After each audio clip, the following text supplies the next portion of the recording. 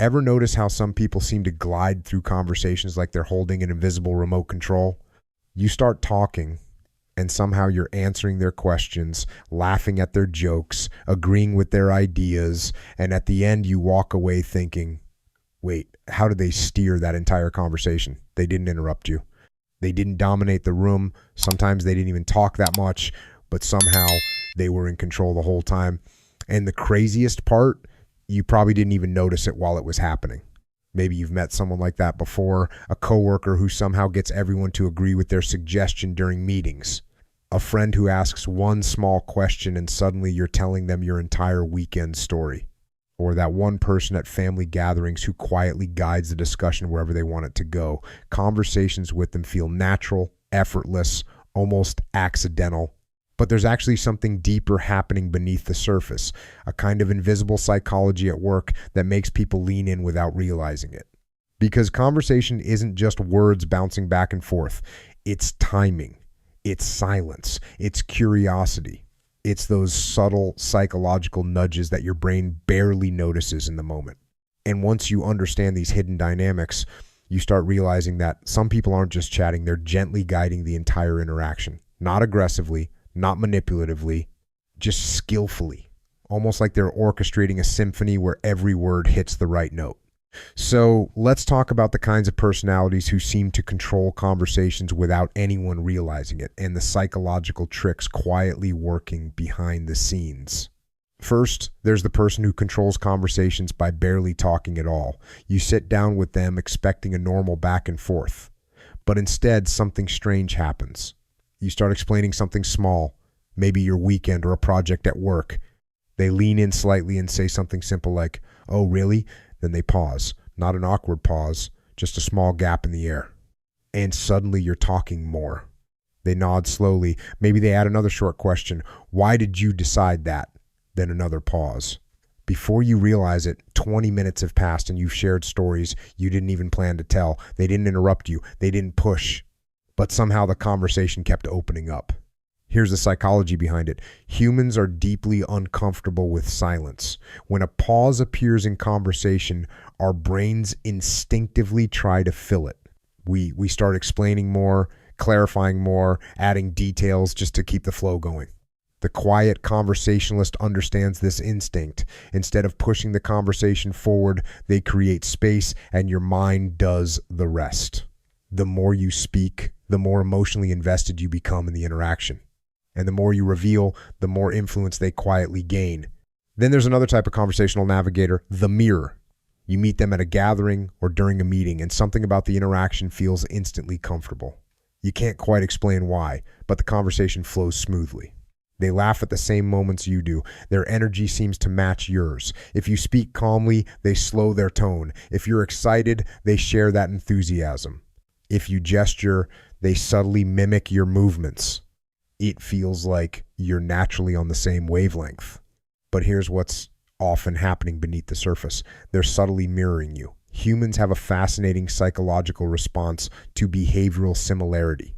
When someone reflects our tone, posture, or pacing, our brain reads it as familiarity and safety.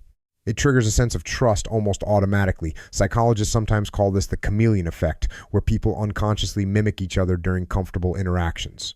The skilled conversational mirror uses this to establish rapport quickly. Once that sense of comfort exists, guiding the conversation becomes much easier. When someone feels understood, they're more open to new ideas or topics. You walk away thinking, wow, we really clicked. And maybe you did, but part of that connection came from a quiet psychological synchronization happening in the background.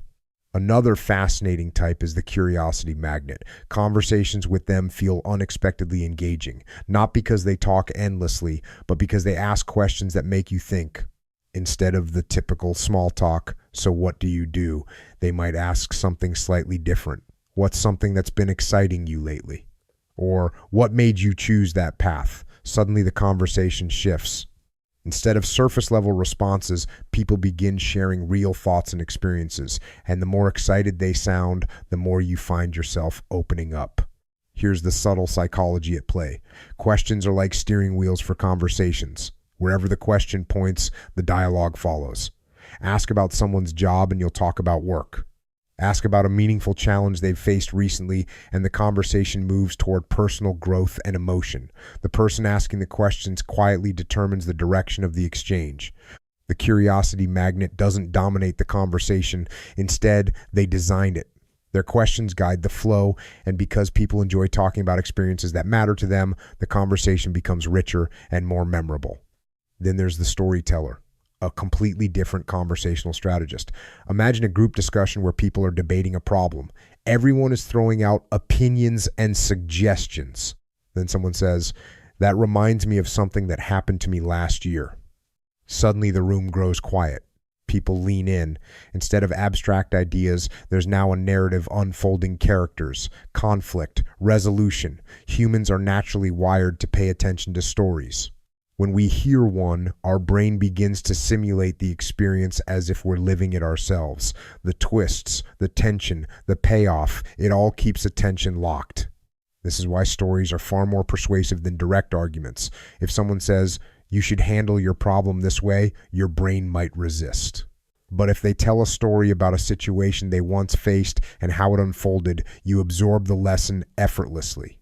The storyteller isn't forcing a point, they're guiding people toward discovering it themselves.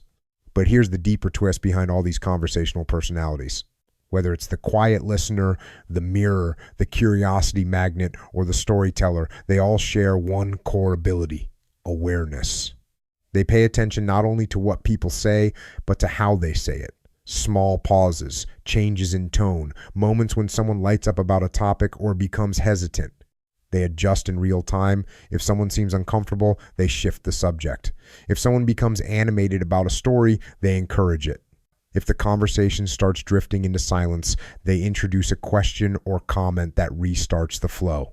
They read energy, emotions, and subtle cues with a kind of quiet sensitivity most people miss.